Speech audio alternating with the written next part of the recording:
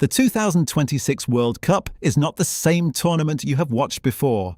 The rules have changed, the format has changed, and if you do not know what is different, you are going to spend the whole tournament confused. Here is everything that is new. Start with the biggest change. The 2026 World Cup has 48 teams, not 32. 48. That means 16 more countries get to compete than ever before. More nations, more stories, more underdogs, and an entirely different structure to fit them all in. Those 48 teams are split into 12 groups of 4. Every team plays 3 group stage matches. The top 2 from each group advance automatically. That gets you to 24 teams, but 24 is not enough for the next round. So the 8 best third-place finishers also go through. That brings the total to 32 teams entering the knockout stage. This is new. Third place has never mattered like this before. Next, the round of 32. This is a brand new round that has never existed at a World Cup before. In previous tournaments, the group stage fed straight into a round of 16. Now there is an extra knockout game before that. 32 teams enter, 16 go home.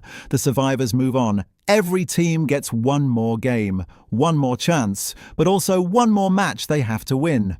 Now the VAR rules. VAR has been at the World Cup since 2018, but in 2026 the process is changing. Pitchside monitors are being reduced. Referees will receive clearer communication directly through their earpiece rather than walking to the screen to review decisions themselves in most situations. The goal is to speed up the game and reduce the long stoppages that frustrated fans and players alike in previous tournaments. Captains can now officially request a VAR check. Not for every decision, only for specific situations, and the request does not guarantee a review. The referee still has the final say on whether a check takes place, but for the first time, a captain has a formal way to flag a potential error to the officials on the field.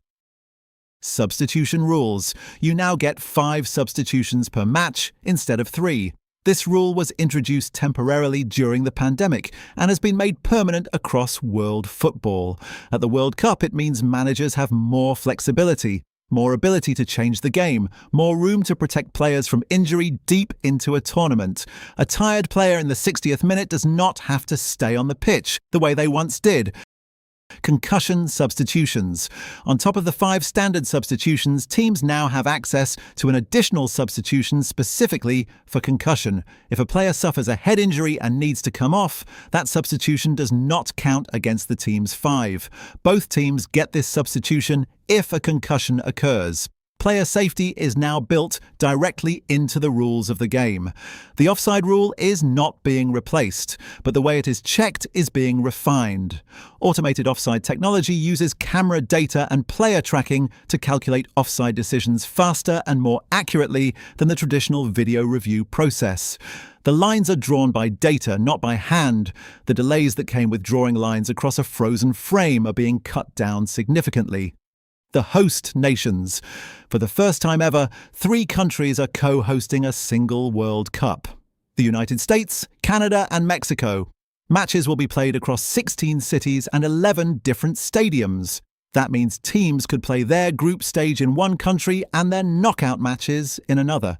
The logistics are unlike anything the tournament has seen before. Finally, the trophy. The golden trophy itself has not changed, but who gets to lift it might be someone your country has never seen before. 48 nations, new rules, a new format.